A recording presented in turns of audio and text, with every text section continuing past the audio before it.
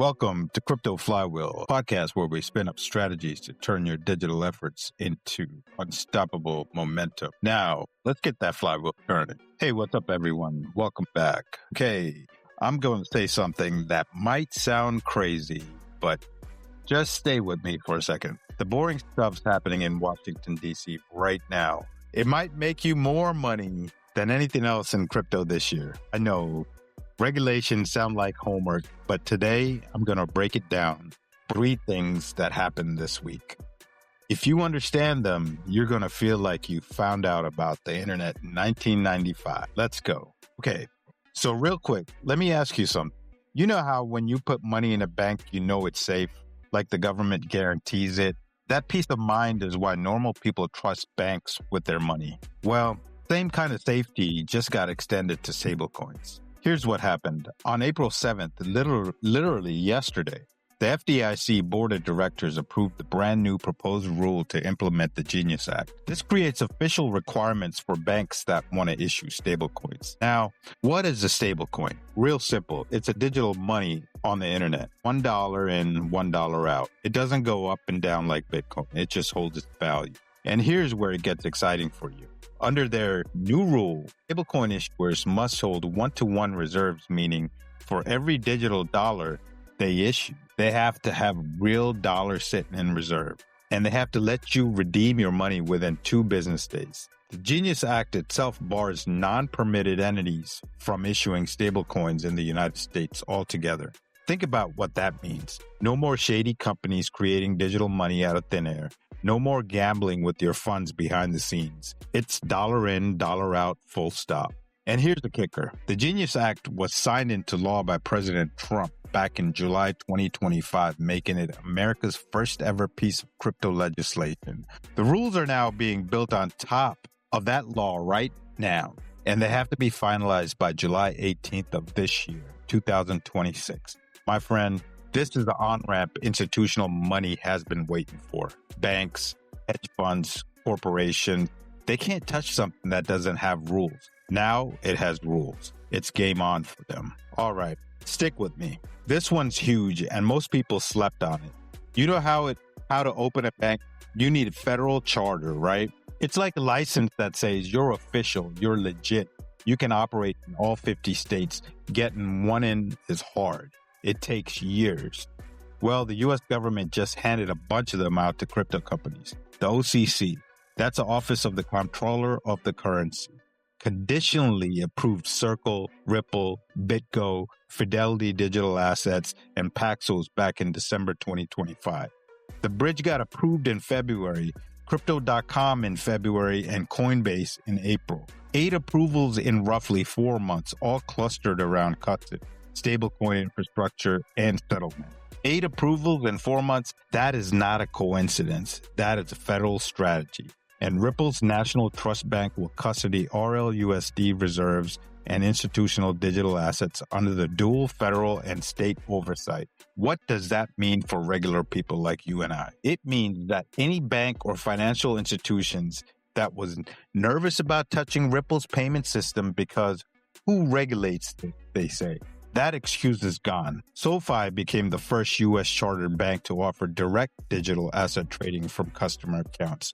Morgan Stanley, PNC, and JP Morgan are developing crypto tradings and settlement products through partnerships with exchanges. Through its Connexus platform, JP Morgan is piloting tokenized deposits and stablecoins-based settlement tools. JP Morgan, Morgan Stanley, PNC. These aren't crypto bros.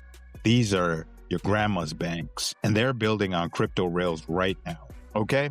This one, I want you to really pay attention to, because this is a part that most people completely miss. So here's a quick background. Banks all over the world talk to each other using a messaging system. Like when money moves from a bank in Texas to a bank in Japan, there's a language those banks use to communicate the details of that payment. For decades, the language was called MT, kind of like an old fax format for money. Well, that old system is dead now. Swift completed its full migration to its ISO 222 messaging standard on November 22nd, 2025. enabling richer structured data flows that are prerequisite infrastructure for digital asset settlement. ISO 20022 is new universal language for the global payments. It's richer, faster, more detailed. And here's the beautiful part. Certain crypto networks were built to speak this language from day one. As of April 2026, 8 cryptocurrencies are recognized in ISO 222 compliance. XRP, Stellar Lumens, CC Network, Cardano, Algorand, Yoda, Hedera Hashgraph, and Quant. And it's not just theory anymore. Swift's blockchain scheme is targeting an MVP, minimum viable product, in the first half of 2026, with 40 plus banks already involved. A January 2026 trial with BNP Paribas Securities Services, Intesa Sanpaolo, and Societe Generale forged settled tokenized bonds against fiat and digital payments. 3 massive global banks settling real transactions on blockchain rails in January of this year. And Ripple has partnered with over 300 banks for ISO 222 aligned payment tools. The infrastructure is being built in real time. The question isn't if this happens. It's whether you're positioned before it does. So let me zoom out for a second and put it all together for you. Everything I just walked you through, Genius Act rules, the bank charters, the ISO 222 migration, none of it's hype, none of it's speculation. These are real regulatory events happening in real time. Over 120 banks worldwide now offer live crypto banking services, with crypto-related partnership growing by more than 50% in 2022. BlackRock, Fidelity, Grayscale together manage about $123 billion in crypto funds assets under management.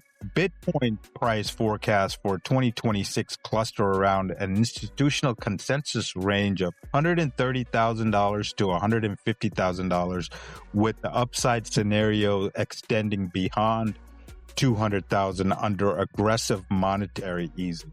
Stablecoins are poised to become the internet's dollar due to clearer regulations and enterprise adoption for payments, cross-border settlements, and treasury operations.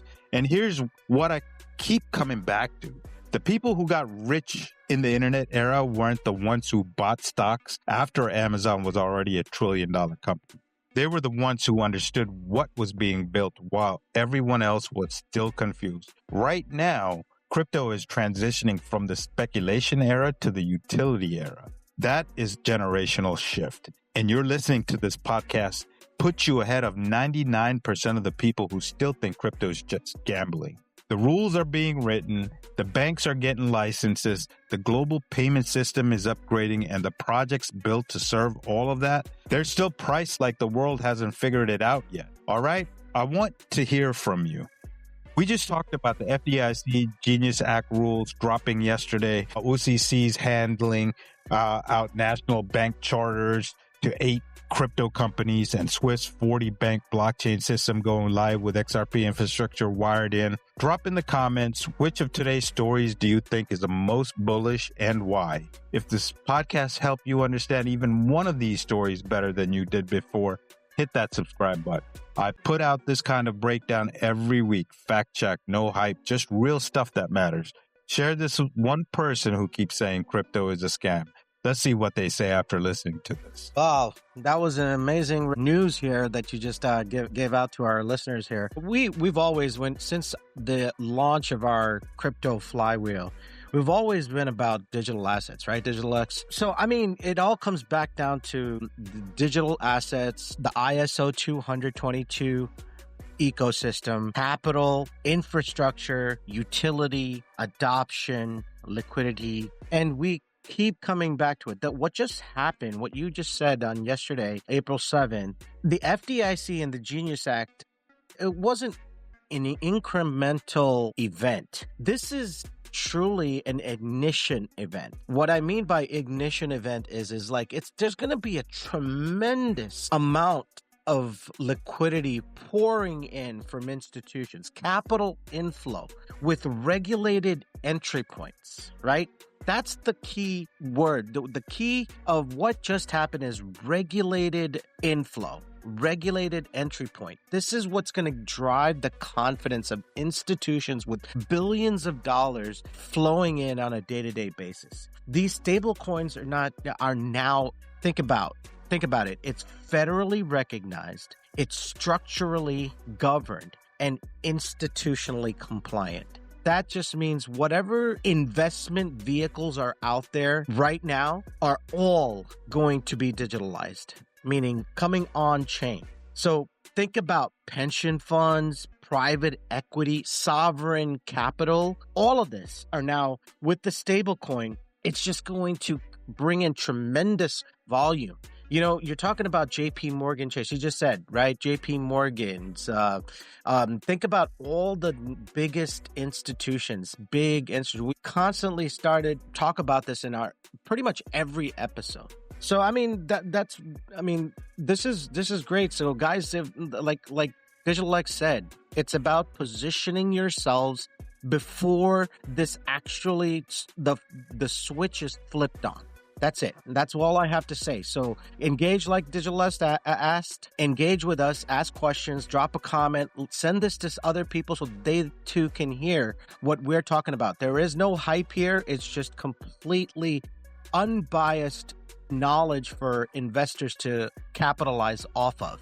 That's it. Yes, yeah, you're right. This is unbiased knowledge. Actually, it's unbiased fact that may be boring to certain individuals because there's no hype, but this is reality and this is what's happening. So if you position yourself in a way where you can set your family up for generational wealth, this is the right time to do so. Yeah, I mean, also Digital X, people nowadays are looking to invest and try to, like you said, create some supplementary income, right?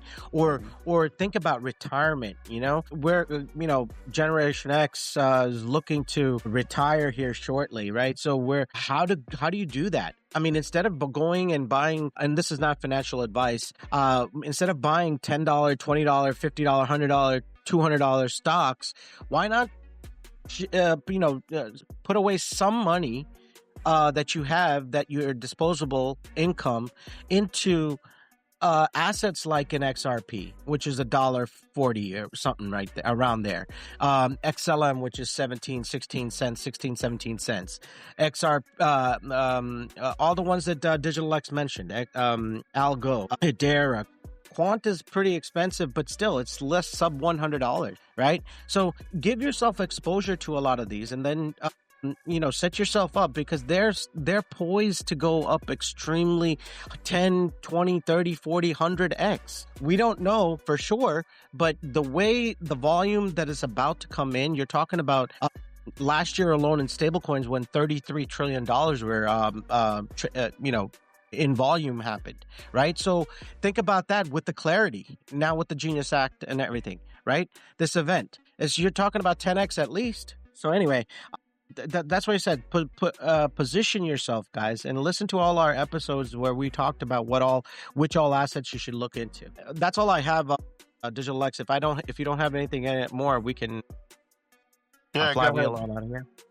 Yes, go ahead, Professor. Flywheel out of here.